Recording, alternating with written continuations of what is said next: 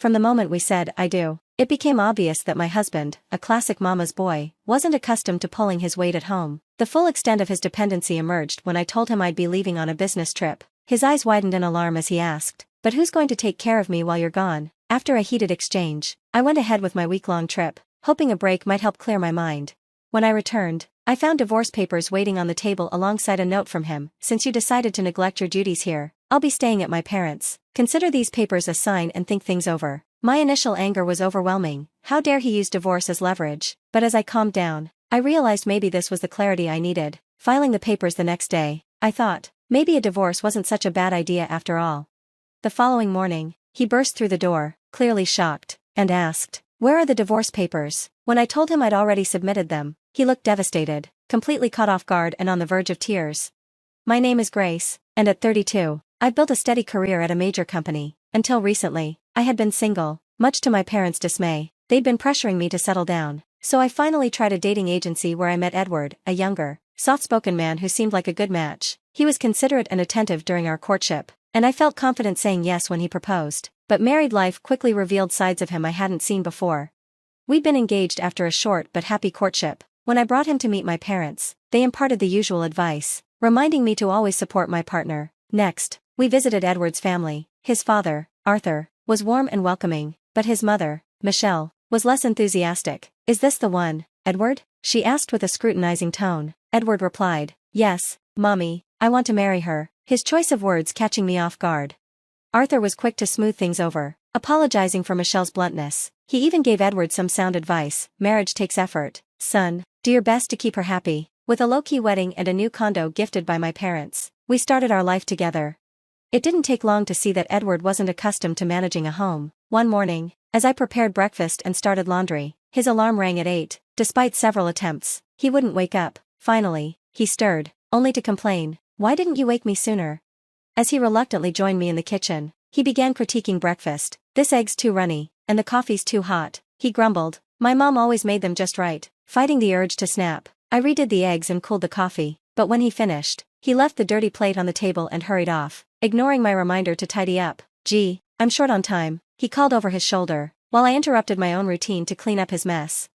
Moments later, he called out, "Grace, can you help with my tie?" There he stood, looking helpless with his tie hanging loosely. "You don't know how to tie it?" I asked. He shrugged. "Mommy always did it." Suppressing a sigh, I tied it for him, and somehow, we both made it out of the house. This became our daily pattern. He did little to help, and I often felt like I was his caretaker more than his partner. Every complaint was followed by a "mommy this" or "mommy that," leaving me feeling exhausted and unappreciated. I pushed through, reminding myself of my father's advice about marriage being a lifetime commitment, but the strain was undeniable. Then, unexpectedly, my boss assigned me a week-long business trip. When I told Edward, he paused his video game, staring in disbelief. "A whole week?" he asked, irritated. "Who's going to take care of things here while you're gone?" "You'll have to step up. It's time you learned to manage things around here," I told him. He put down his controller, his eyes fixed on mine. "Isn't it the wife's job to take care of her husband and the house? Are you just ditching your responsibilities?" His words were laced with outdated assumptions. "Are you serious? We both work. We should share the load," I countered, shaking my head. "That's not what I believe," he replied. "Mommy was always on top of everything at home." I couldn't help but respond, but she was a stay-at-home mom, and, honestly, it's a little strange for a grown man to still talk about "mommy" so much.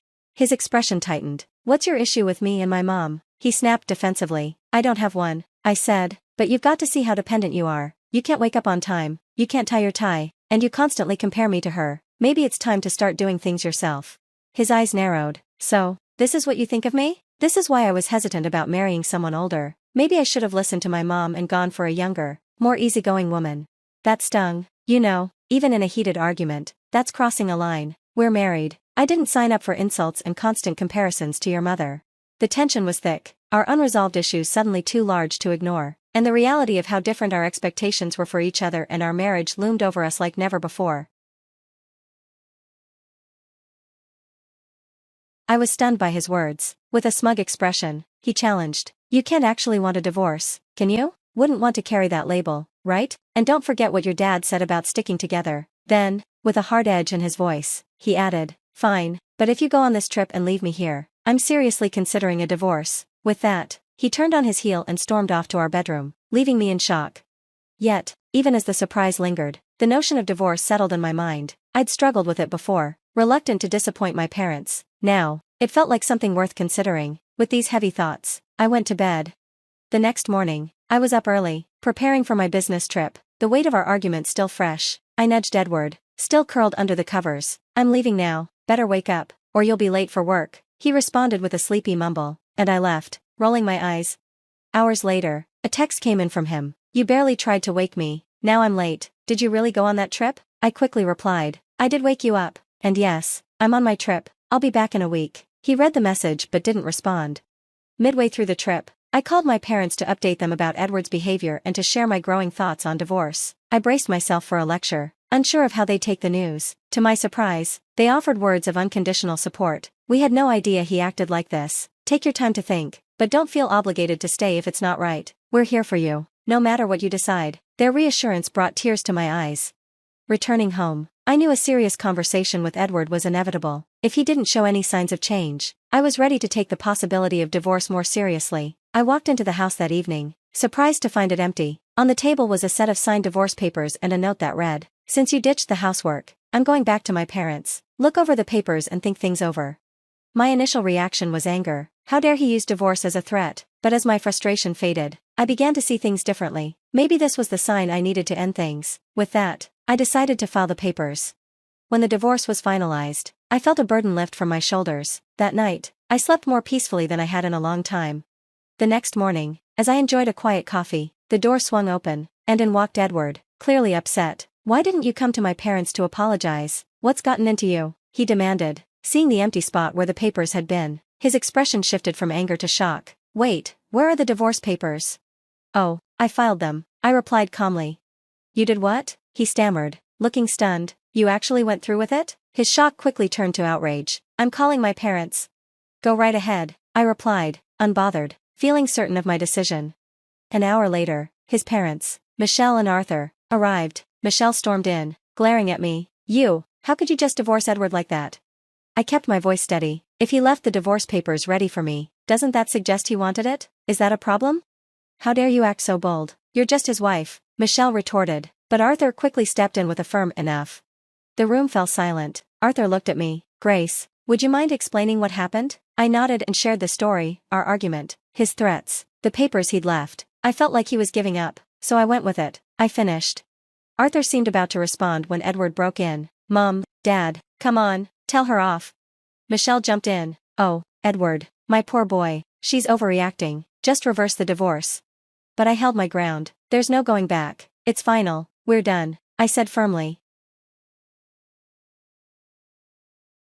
Michelle's face flushed, and she opened her mouth to speak, but Arthur cut her off. "Enough, Michelle," he said firmly, before turning to me with an apology for Edward's behavior. Then, looking straight at Edward, whose eyes widened in disbelief, Arthur continued, "You fool, I knew you had issues, but using divorce as a threat? That's just absurd. You had this coming." Michelle tried to interject again, but Arthur wasn't finished. "And some of this is on you too, Michelle. You spoiled him rotten. If you don't knock it off, I might consider divorce myself."